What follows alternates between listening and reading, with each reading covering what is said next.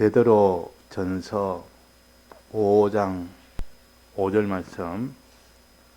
젊은 자들아, 이와 같이 장로들에게 순복하고 다 서로 겸손으로 허리를 동이라.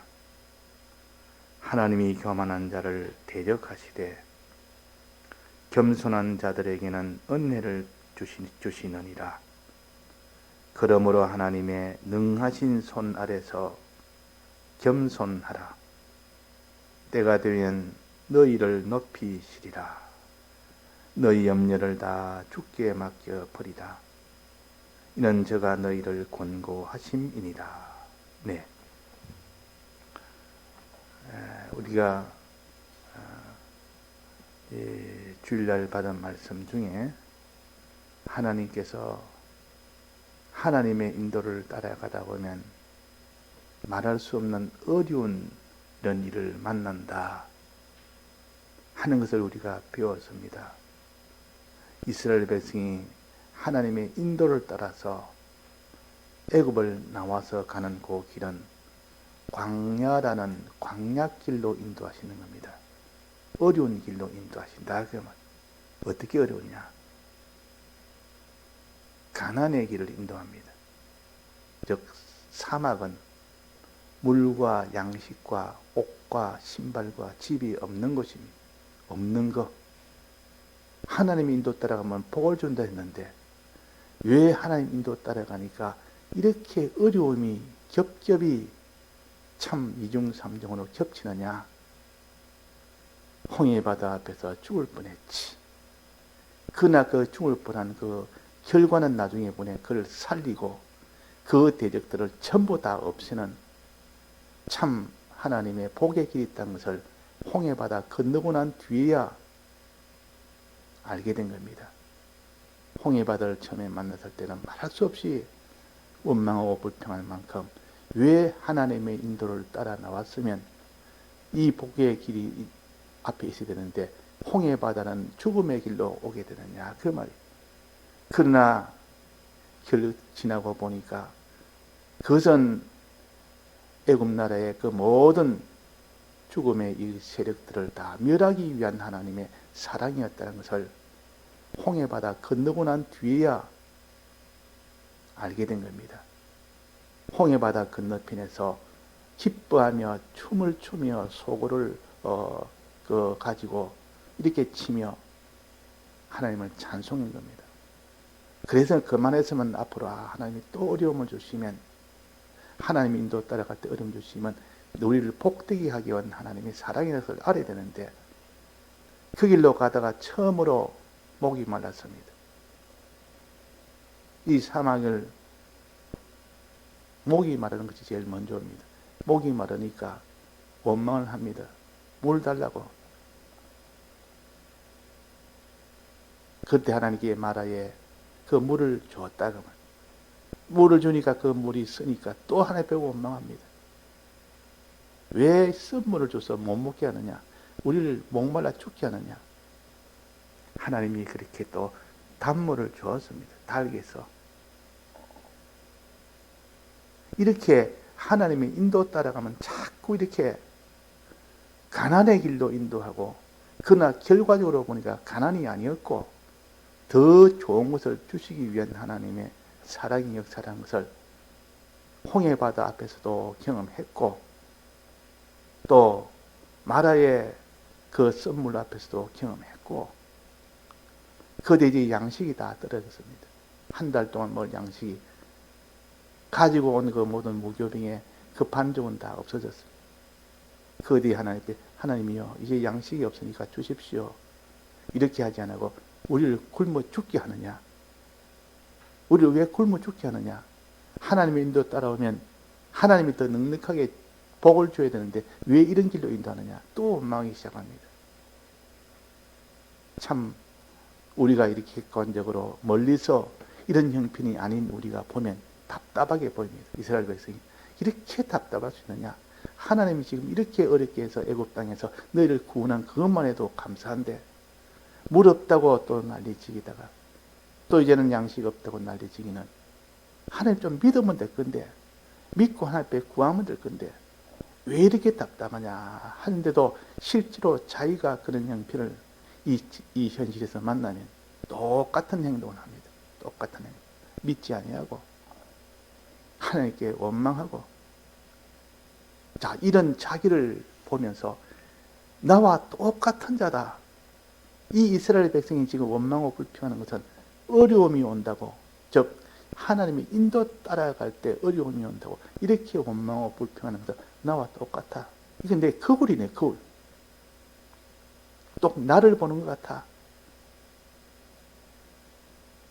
자, 이렇게 한 답답한 이스라엘 백성을 우리에게 보여준 것은 너희들도 똑같다. 이러면 마지막은 어떻게 되느냐?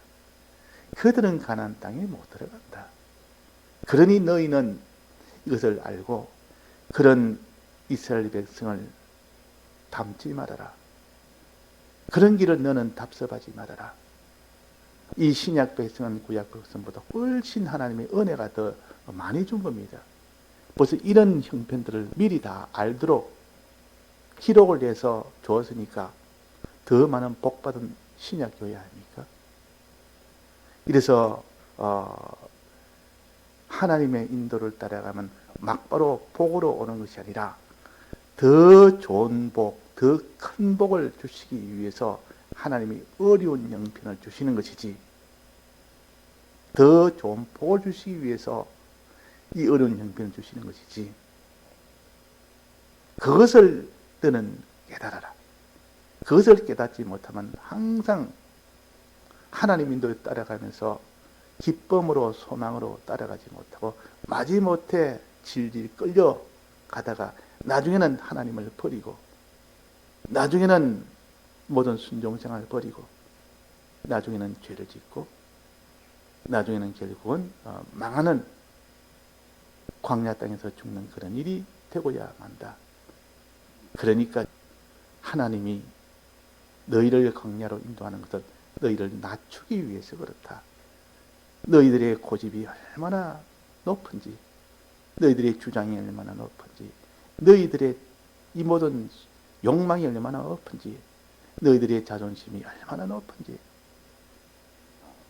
아무것도 아닌 그걸 가지고 참 높이 높이 세우다 보니까 하나님 늘 그런 걸 다 거꾸로서 낮추고 그런 옛사람을 다 죽이는 그런 일을 하기 위해서 어려운 이런 광야길로 인도를 한다.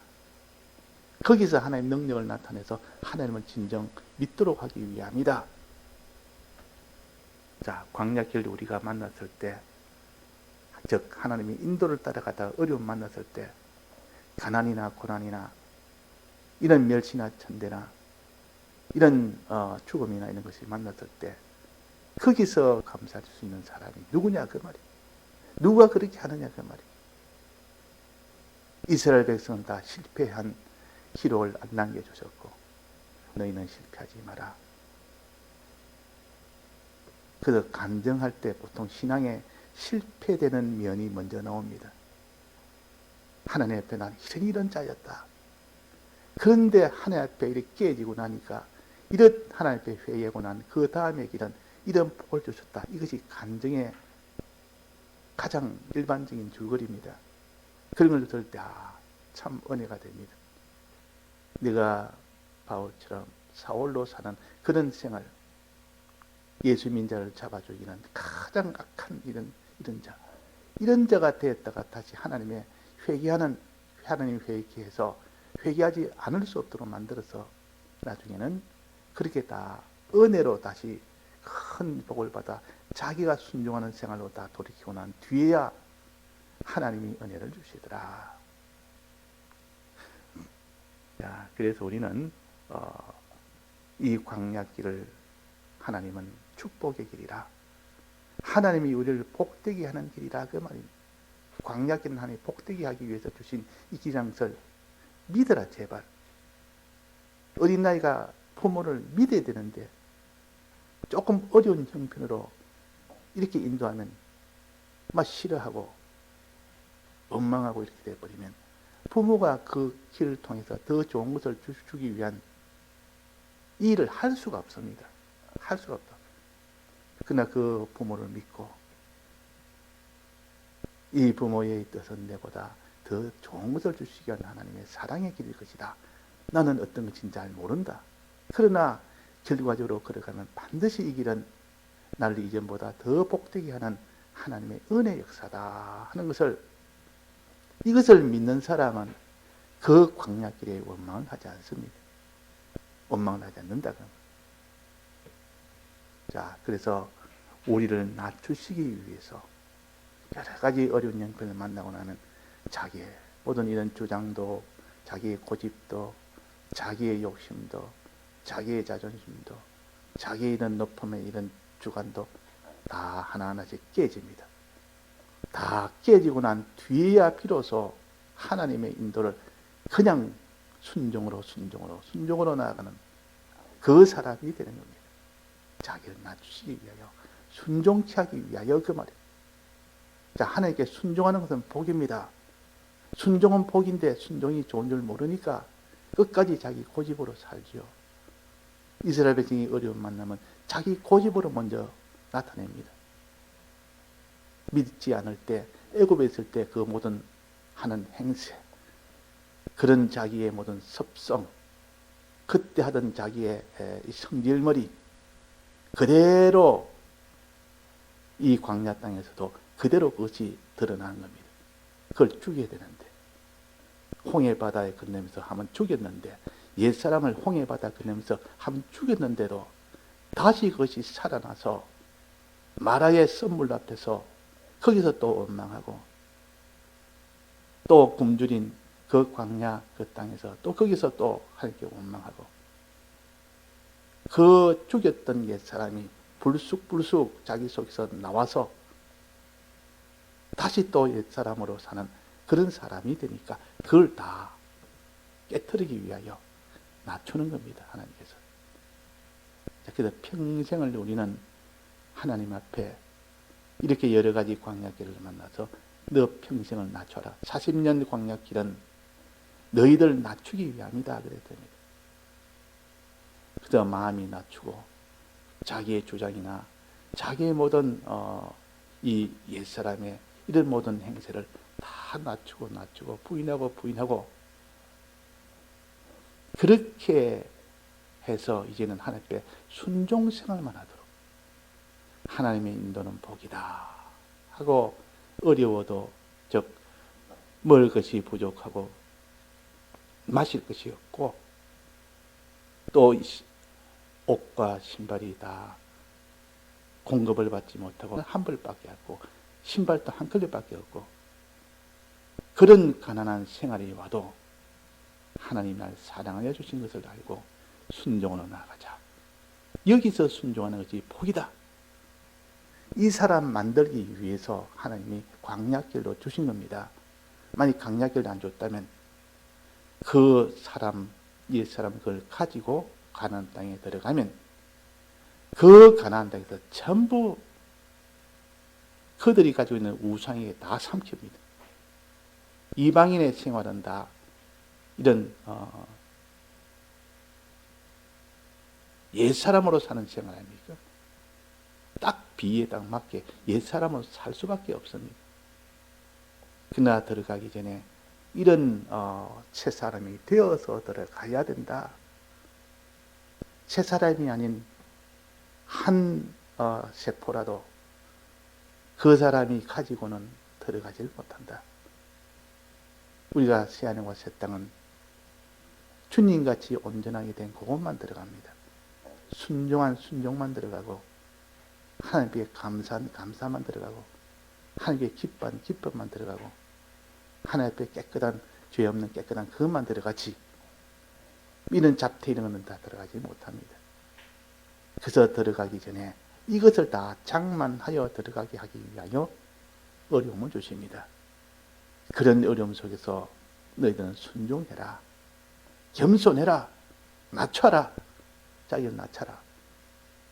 낮추는 그것은 곧 자기가 순종으로 나아갑니다. 내 마음이 낮아지면 낮아진 것만큼 순종으로 나가게 되고, 자기의 주장이 곧은 만큼, 목이 곧은 만큼 순종이 안 되는 겁니다. 그래서 자기가 이제는 하나님 앞에 자기를 낮춰서 이제는 순종으로 나아감으로 하나님이 그를 높이는 이런 경험과 이런 체험으로, 이런 확신으로 우리가 걸어가도록 하기 위하여 광야길로 인도하셨다. 그 광야길에 그 어려움이 얼마나 많은지를 우리가 출애굽기와 민수기와 신명기를 통해서 알 수가 있습니다. 출애굽기, 민수기, 이거는 하나의 역사의 하나의 기록입니다. 레위기와 신명기는 기록도 있지만은 그는 하나의 하나님의 교훈의 말씀이요. 그래서 우리는 이 출애굽과 민수기를 통해서 하나님이 어떻게 인도하셨는지 이것을 똑똑히 보면서 또한 그 사이에 주신 교훈의 말씀을 들으면서 이래서 하나님의 인도는 다 우리를 복되게 하는 길이다. 수없이 우리가 다지고 다져놔야 그런 형편이 오면 바로 그것이 생각이 나는 겁니다. 왜? 무엇이 생각납니까? 광야의 길을 걷게 하신 것을 기억하라. 기억이 되는 겁니다. 기억이 되면 그 사람은 삽니다. 딱 어려운 형편 만나면, 있는 자가 하나님 인도 따라가다가 어려운 형편 만나면 바로 자기 옛사람이 반응을 해버리면 안 되는데, 여기서 이스라엘 백성이 광야길로 걸은 것을 기억을 딱 해내면, 그것이 생각이 나면 그 사람은 일단은 거기서 원망하고 낭망할 것이 아니라 이스라엘 백성은 어떻게 그러느냐, 하나님 광야길로 인도하지 않았느냐, 이것이 생각나게 하는 것이 성령의 역사입니다. 성령이 임하면 자세히 가르쳐주고 생각나게 해주고, 그래서 받은 말씀이 생각이 나야 현실에서 자기가 그 현실에서 그 말씀대로 비동을 받는 것이지, 생각이 안 나는데 어떻게 비동이 됩니까? 성령은 너희를 생각나게 하신다. 요한복음 14장에 보면 또 자세히 알게 하신다. 이래서 우리가 이런 도를 배워서 항상 현실에서는 생각나게 해서 거기서 자기를 낮추는 그런 마음을 가지고 순종하는 그런 생활을 할 때 그것이 겸손한 생활입니다. 겸손한 생활. 하나님 앞에 겸손한 것이 제일 먼저입니다. 하나님 앞에 겸손. 자, 하나님 앞에 겸손하면 다음에 어떻게 되느냐? 하나님의 뜻대로 순종을 하는데, 순종을 하면 어떤 일이 생기느냐? 하나님이 다른 사람을 사랑해라. 사람에 대해서는 사랑해라 그랬더니, 그러면 이때까지 사람을 미워하는 마음밖에 없었는데 이 일 때문에 믿고 저 일 때문에 믿고, 부부라도 서로 마음에 안 맞으면 미움이 막 속에서 나옵니다. 자식이 사랑하는 자식이라도 자기 말 듣지 않으면 또 미움이 나옵니다. 하물며 그런데 남이야 얼마나 미워하겠습니까? 원수야 얼마나 더 미워하겠습니까? 그런데 하나님께서 원수까지 사랑을 했으니까 도무지 이거는 할 수가 없는 불가능한 그런 일을 하도록 한 겁니다. 그러나 하나님 앞에 겸손하게 되어버리면, 자기를 낮추고 하나님께 순종생활이 되어버리면 하나님이 사람을 사랑이라 하는 것이 사랑이 되어집니다. 이것이 사람에 대한 겸손입니다. 그래서 하나님에 대한 겸손이 먼저 되어지고 난 뒤에는 사람에 대한 겸손까지 나아가야 완전한 겸손이 됩니다. 자, 겸손은 첫째, 하나님 인도 따라가다 어려움 만나면 내 마음을 낮추는 것이 겸손이요. 또 그 인도에서 하나님께 순종하는 것이 겸손이요. 마지막 겸손의 완성은 하나님이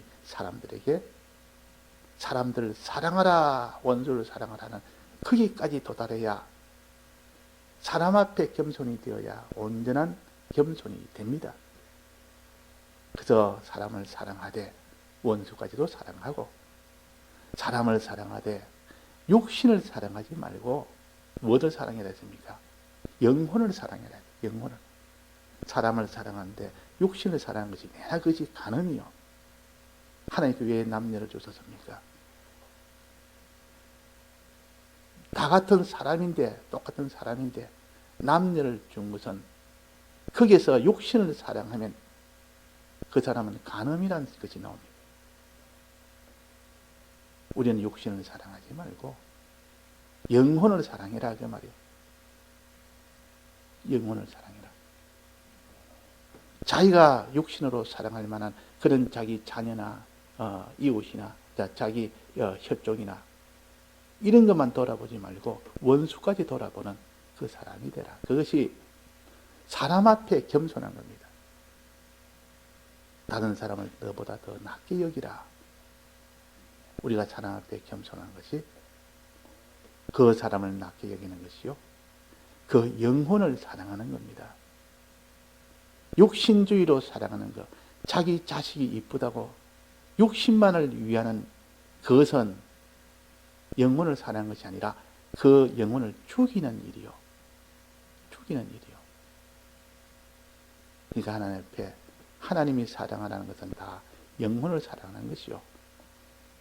그 영혼을 사랑하는 것. 그래서 우리가 사람 앞에 겸손해야 됩니다. 서로 겸손하라 그랬어요. 그 뒤는 능하신 손아래 겸손하라 그랬고, 능하신 손아래 겸손하라. 하나님에게 겸손해라. 서로 겸손해라. 서로 겸손으로 허리를 동이라. 사람 앞에 겸손해라. 그 사람을, 그 영혼을 사랑하고, 그러면 너는 하나님 앞에 겸손했고, 너는 사람 앞에 겸손했고, 이래서 겸손을 내게 배우고 온유를 배우라 그랬더니, 너희들은 내게 배우라. 겸손과 온유를 배우라 그랬더니, 온유는 사람에 대한 그 사랑을 가르칩니다. 겸손은 하나님에 대한 순종을 가르칩니다. 이래서 우리가 단지 하나님 앞에 겸손한 자가 되는 이것이 먼저요. 사람 앞에 겸손한 것이 완성이 되는 거기까지 나아가야 온전한 겸손이 됩니다. 서로 겸손으로 허리를 동이라. 허리 동이라 하면 힘쓰라 그 말입니다. 힘쓰라. 우리가 다른 사람을 자기보다 낮게 여기고 그 영혼을 사랑하는 이것이 다른 사람에게 겸손하는 겁니다. 다른 사람에게 겸손을 가지는 겁니다. 온유를 가지는 거죠. 온유를. 그래서 우리가 오늘도 여러 가지 형편이 아니면 우리는 낮아질 수 없습니다. 이런 어려운 일이 아니면 그 사람은 항상 자기가 높은 자로 살게 되니까 하나님께서 자기를 낮출 때 감사합니다. 감사합니다. 이렇게 나아가는 것이 그 사람이 하나님의 복을 받을 사람입니다. 다 같이 통성으로 기도하시다가 자유하시겠습니다.